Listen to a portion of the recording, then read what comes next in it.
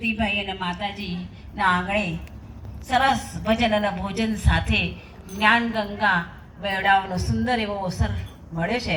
એમના પરિવારને ખૂબ ખૂબ કોટી કોટી વંદન, ખૂબ ખૂબ ધન્યવાદ. પૂરો પરિવાર તમે જુઓ તો આખું પરિવાર ભક્તિમય છે. દીકરો વહુ બધા સાથે આનંદ આનંદ થઈ જાય. વિક્રમ મહારાજની કૃપા પૂરેપૂરી વરસી રહી છે. એમના ભજનમાં જ આપણે જોઈ લીધું.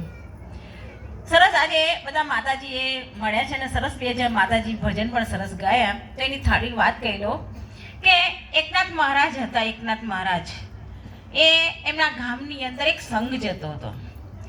સંઘ જતો હતો એટલે સંઘે કીધું કે મહારાજ અમે જાત્રાએ જઈએ છીએ, દ્વારકા સોમનાથ ને બધે કાઠિયાવાડ ફરીને આવીએ છીએ, તમારે આવવું છે? મહારાજે કીધું ના, મારી આ તુમડી છે લઈ જાઓ કે. તો કે પણ તુમડીને તમે જોજો, ધ્યાન રાખજો કે તમે જે જે કરો એ બધું કરાવજો. તુમડીને તમે દર્શન કરો તો કરાવજો, તમે નાવ તો નવડાવજો, તમે પૂજન કરો તો કરાવ, તમે જે કરો બધું મારી તુમડીને કરાવજો. તમે એવું સમજજો કે આ એકનાથ મહારાજ જાત્રાએ આવ્યા છે. હવે આ લોકો તમે જુઓ તો તુમડીને લઈ ગયા ગંગા ત્યાં, જ્યાં જ્યાં જાય, જ્યાં નદી આવે ત્યાં નવડાવે, જ્યાં દર્શન કરાવે, પૂજન કરાવે, બધું એ લોકો જે કરે બધું કરાવે.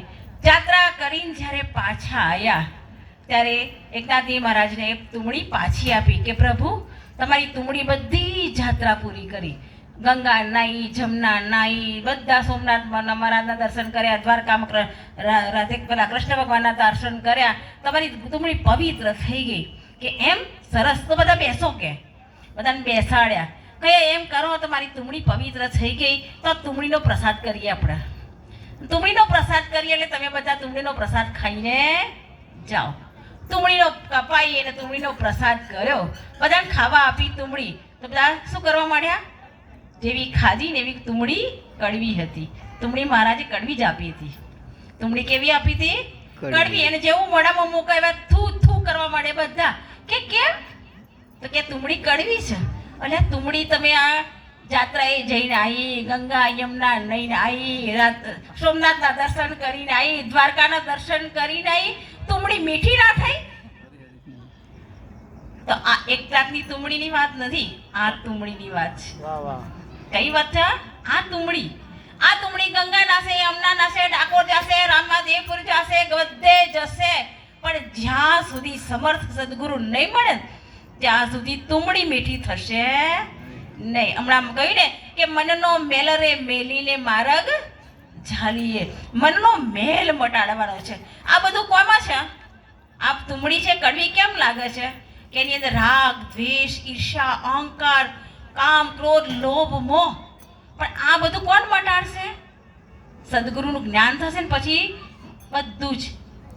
એટલા માટે બે કડી છે. હરી વસી રહ્યો જગમાય, વાલાને શોધે વેગડો.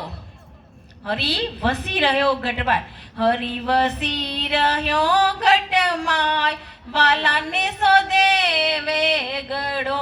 એનો અણુ અણુ મહિવાસ, વાલાને શોધે વેગડો. આ ઘટની અંદર વસી રહ્યો છે ને આપણે ક્યાંય ક્યાંય દૂર દૂર શોધવા રહીએ છીએ, પણ ઘટની અંદર વસી રહેલો ઓળખાશે નહીં. ડૉક્ટર હૃદય ચીરીને થાક્યા મળ્યો નહીં, સમર્થ સદગુરુ બતાવશે. કોણ બતાવશે? સમર્થ સદગુરુ એની ઓળખાણ કરાવશે. આપણે વારંવાર કહીએ છીએ કે 84ના ફેરા ટળી જાય સંતોના સંગમાં. સંતોના સંગમાં 84ના ફેરા ટળી જાય. હમણાં મહારાજે પણ કીધું કે એક ઘડી આધી મેં પુનિયાદ, તુલસી સંગત સાધકી હરે કોટી અપરાધ. આપણા કોટી અપરાધ જાય ને 84ના ફેરા ટળી જાય. એક નાનકડી વાત કહીને પછી વિરામ આપીશ કે આપણે ભીખરામ મહારાજને સાંભળવાના છો. તો અહીંયા એક વાત કહું કે આપણે છે ને એવા સંતોની નજરમાં આવવા જોઈએ. સંતોની નજરમાં એકવાર આવી છે ને તો સમજી લો બેડો પાર. પણ જ્યાં સુધી સંતોની નજરમાં ના આવ્યો તો હજી બેડો પાર નહીં. એકવાર વેદવ્યાસજી એક ગામથી બીજે ગામ જતા હતા. ત્યાં એક નદી આવતી હતી અને નદીમાં પુલ પરથી પસાર થવાનું હતું. વેદવ્યાસજી પસાર થતા હતા અને એમની એક નજર કીડા ઉપર પડી. તે કીડો છે ને દોડ ભાગતો હતો. કીડો, કીડો એટલે ખબર પડે છે ને આપણે, કીડો કાદવમાં કાદવ જ ખાય. એક કાદવમાં ભાગતો હતો. વેદવ્યાસની નજર પડી અને એમને થયું કે આ કીડાનું મારે કલ્યાણ કરવું છે. જુઓ ખાલી કીડાનું કલ્યાણ કરવું છે, કે આ કીડાને મારા જન્મ મરણ મટાડવા છે. તો એ કીડા પર દ્રષ્ટિ કરી અને એને વાચા આપી, કહ્યું કે તું કેમ આટલું બધું દોડે છે? તારા બેટાની ભારતમાં જવાનું છે કે આટલો ભાગી રહ્યો છું? તે કે ના પ્રભુ, હા મેં કે બળદગાડું આવે છે અને બળદગાડુના ઘૂંઘરાનો અવાજ આવે છે ને એટલે મને ખબર પડી કે બળદગાડું આવે છે, હવે આવશે અને હું પેલી પાર જઉં છું, આ પારથી પેલી પાર જઉં છું અને મને બળદ કચડી નાખશે તો હું મરી જઈશ, એટલે હું દોડમ દોડ ભાગી રહ્યો છું. જો દેહ ગમે તે હોય પણ દેહની અંદર સુરતા એ જ છે.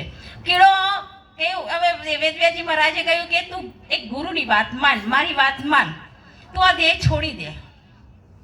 હવે કીડાએ એની વાત માની લીધી વેદવ્યાસજીની અને એ ગાડા નીચે કચડીને મરી ગયો. બીજા જન્મમાં સસલું બન્યો. બીજા જન્મમાં શું બન્યું? તમે યાદ રાખજો, 84ના ફેરા કેવી રીતે ટળે છે એની વાત કરું છું. બીજા જન્મમાં સસલું બન્યો. વેદવ્યાસજીને પાછું યાદ રહ્યું કે પેલો કીડો હતો એ સસલું બન્યો છે, એનો મારો ઉદ્ધાર કરવાનો છે. એટલે સસલામાં પણ એના દર્શન આપ્યા, એને કહ્યું કે આ દેહ તું છોડી દે.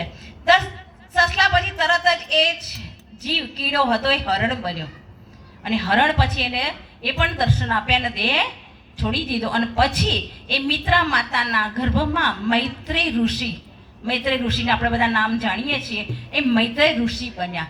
એક વિચાર કરો કે એક સંતના નજરમાં સંતનું વચનો પાલે કીધું કે દેહ છોડી દે, એને છોડી દીધો. એ વખત એવું ના કીધું, કારણ કે કીડાને એનો પોતાનો દેહ તો વાલો હતો, એમાં તો બચાવવા માટે દોડતો હતો, પણ સંતના વચનથી એને દેહ છોડી દીધો. તો એના તમે જુઓ કે કીડામાંથી કેટલી યોનિઓ ફરે ને, તારા આ 84 લાખ યોનિઓ ફરીને આવે, તારા સરસ મજાનો મોગો મનુષ્ય દેહ મળ્યો છે. એમને મનુષ્ય દેહ મળતો નથી, તો એ કીડા તો ક્યારે મનુષ્ય દેહ મળે? પણ એક સંતની નજરમાં આવી ગયો તો એના 4 જ જન્મની અંદર એનો મનુષ્ય દેહ મળ્યો અને એ મનુષ્ય દેહને સાર્થક રીતે જીવીને મૈત્રેય ઋષિ બની શક્યા. તો આવા સંતોના સમર્થ સદગુરુ મળી જાય ને તો 84ના ફેરા ટળી જાય, મનનો મેલ પણ જતો રહે, જુક્તિથી મુક્તિ થઈ જાય. જુક્તિથી મુક્તિ થાય, એમને મુક્તિ થાય નહીં. ગમે એટલા દોડ ભાગમ ભાગ કરીએ, આખી રાત રાગડા તાણીએ, ભજન કરીએ, પણ જ્યાંથી મન ઉત્પન્ન થયું છે એમાં મન સ્થિર ન થાય ત્યાં સુધી બેડો પાર થાય નથી. આપણે મહારાજને સાંભળવા છે એટલે આપણે બહુ લેતા નથી. બોલીએ સદગુરુ મહારાજની જય.